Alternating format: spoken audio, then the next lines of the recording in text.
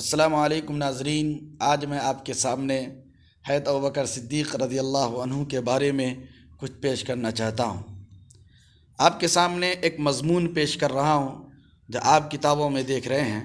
اس کتاب کے اندر اس مضمون کو لکھنے والے محمد حسن فاروقی صاحب ہیں جو مہاراشٹر سے تعلق رکھتے ہیں۔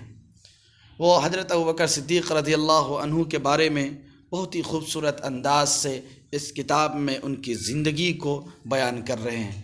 چلیے، حضرت ابوبکر صدیق رضی اللہ عنہ مکے میں 571 عیسوی میں پیدا ہوئے۔ وہ کپڑے کی تجارت کرتے تھے۔ اچھے اخلاق کی وجہ سے لوگ ان کی بہت عزت کرتے تھے۔ اسلام قبول کرنے سے پہلے بھی وہ شرک اور شراب نوشی کو برا جانتے تھے۔ جب حضرت محمد صلی اللہ علیہ وسلم نے ان کے سامنے اسلام کی دعوت پیش کی تو انہوں نے اسے فوراً قبول کر لیا۔ اس کے بعد وہ تن من دھن سے دین کو پھیلانے میں لگ گئے۔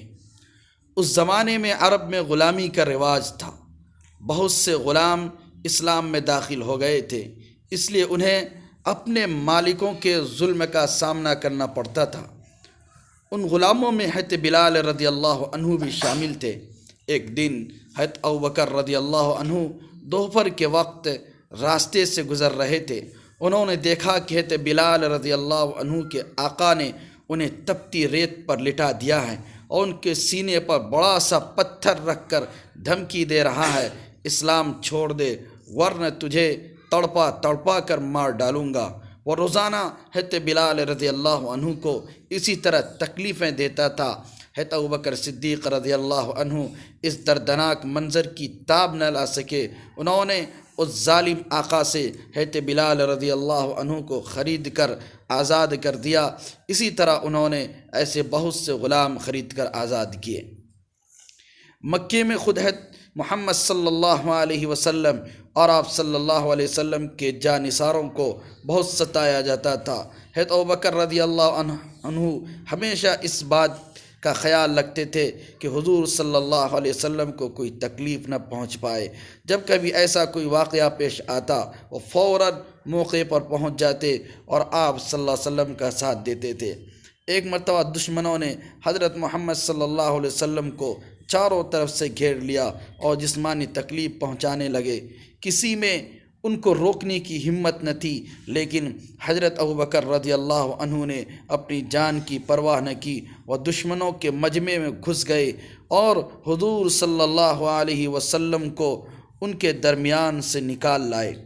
جب مکہ والوں کا ظلم اور زیادتی بڑھتی گئی تو اللہ کے حکم سے حضرت محمد صلی اللہ علیہ وسلم نے مکے سے ہجرت کا ارادہ کیا۔ آپ صلی اللہ علیہ وسلم نے حضرت ابوبکر رضی اللہ عنہ ہی کو اپنے سفر کا ساتھی چنا۔ ایک رات دونوں نے مکے کو الوداع کہا۔ وہ جبل سور پہنچے اور اس کے کنارے ایک غار میں 3 راتوں تک ٹھہرے رہے۔ یہ غار سور کہلاتا ہے۔ اس دوران میں بھی حضرت ابوبکر رضی اللہ عنہ نے ہر طرح سے حضور صلی اللہ علیہ وسلم کا خیال رکھا۔ مدینہ پہنچنے کے بعد حضرت ابوبکر رضی اللہ عنہ ایک عام مہاجر کی سی زندگی بسر کرنے لگے۔ مدینے میں ایک مسجد تعمیر کرنی تھی جس کے لیے حضور صلی اللہ علیہ وسلم نے زمین کا ایک ٹکڑا پسند کیا۔ حضرت ابوبکر رضی اللہ عنہ نے نہ صرف اس کی قیمت ادا کی بلکہ خود سرور عالم صلی اللہ علیہ وسلم کے ساتھ مسجد بنانے میں شریک رہے۔ ایک مرتبہ دشمنوں سے مقابلے کے لیے کثیر رقم کی ضرورت تھی۔ حضرت محمد صلی اللہ علیہ وسلم نے اپنے ساتھیوں سے مدد کرنے کے لیے کہا۔ اس نیک کام میں ہر ایک نے بڑھ چڑھ کر حصہ لیا۔ حضرت ابوبکر رضی اللہ عنہ اپنے گھر کا سارا مال و اسباب اٹھا لائے اور حضور صلی اللہ علیہ وسلم کے قدموں میں ڈال دیا۔ آپ صلی اللہ علیہ وسلم نے پوچھا، ابوبکر تم نے اپنے گھر والوں کے لیے کیا چھوڑا؟ انہوں نے جواب دیا، ان کے لیے اللہ اور اس کا رسول کافی ہے۔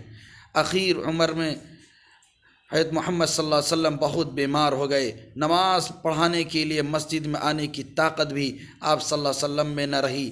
حضرت عائشہ رضی اللہ عنہا کے ذریعے آپ صلی اللہ علیہ وسلم نے حضرت ابوبکر صدیق رضی اللہ عنہ کو حکم دیا کہ وہ نماز پڑھائیں۔ حضرت ابوبکر رضی اللہ عنہ حضور صلی اللہ علیہ وسلم کی بات کیسے ٹال دیتے، چنانچہ حضرت محمد صلی اللہ علیہ وسلم کی جگہ انہوں نے مسجد نبوی میں 3 دن نماز پڑھائی۔ حضرت محمد صلی اللہ علیہ وسلم کے وصال کے بعد مسلمانوں نے حضرت ابوبکر رضی اللہ عنہ کو اپنا خلیفہ بنایا۔ اس وقت انہوں نے مسجد میں بڑی اثر انگیز تقریر کی۔ انہوں نے فرمایا، اے لوگو، میں تمہارا حاکم بنایا گیا ہوں، لیکن تم سے بہتر نہیں ہوں۔ اگر میں نیک کام کروں تو اس میں میری مدد کرو، اور اگر مجھ سے کوئی بھول ہو جائے تو مجھے ٹوکو۔ خلیفہ بننے کے بعد بھی حضرت ابوبکر رضی اللہ عنہ سادہ زندگی گزارتے رہے اور موٹے جھوٹے کپڑے پہنتے اور معمولی کھانا کھاتے تھے۔ غریبوں اور مسکینوں پر بے حد مہرباں تھے۔ وہ محتاجوں کی ضرورت اس طرح پوری کرتے کہ دوسروں کو خبر تک نہ ہوتی۔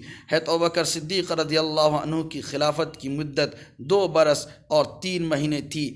اتنی مختصر مدت میں اس نے جس خوبی سے اپنے ذمہ داریوں کو پورا کیا، اس کی مثال ملنی مشکل ہے۔ حضرت ابوبکر رضی اللہ عنہ کو کئی باتوں میں اولیت کا شرف حاصل ہے۔ مردوں میں سب سے پہلے انہی نے اسلام قبول کیا، قرآن مجید کو سب سے پہلے کتابی شکل میں جمع کرایا اور اسلامی ریاست میں بیت المال قائم کیا۔ حضرت محمد صلی اللہ علیہ وسلم نے انہیں صدیق کا لقب دیا تھا، اور پہلے شخص ہے جن کو پیارے نبی صلی اللہ علیہ وسلم نے کسی لقب سے نوازا۔ حضرت ابوبکر رضی اللہ عنہ تقریباً 23 سال اللہ کے رسول صلی اللہ علیہ وسلم کی پاک صحبت میں رہے۔ وہ ایک دن کے لیے بھی حضور صلی اللہ علیہ وسلم سے جدا نہیں ہوئے۔ بڑی سے بڑی مشکل میں بھی انہوں نے آپ صلی اللہ علیہ وسلم کا ساتھ نہیں چھوڑا۔ اسی لیے ایک موقع پر حضرت محمد صلی اللہ علیہ وسلم نے فرمایا، بے شک جان و مال کے لحاظ سے ابوبکر سے زیادہ مجھ پر کسی اور کا احسان نہیں ہے۔ یہ سن کر حضرت ابوبکر رضی اللہ عنہ رونے لگے اور عرض کیا، یا رسول اللہ، یہ جان و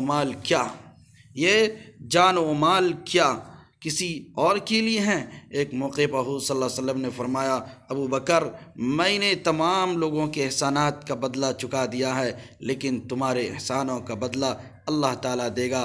حضرت ابوبکر صدیق رضی اللہ عنہ کا انتقال 634 عیسوی میں ہوا۔ انہیں مسجد نبوی میں حضرت محمد صلی اللہ علیہ وسلم کے پہلو میں دفن کیا گیا۔ ناظرین، یہ ہے ابوبکر رضی اللہ عنہ کے سلسلے میں مختصر سی باتیں۔ ہمیں امید ہے کہ آپ ان سے ضرور فائدہ اٹھائیں گے۔ السلام علیکم۔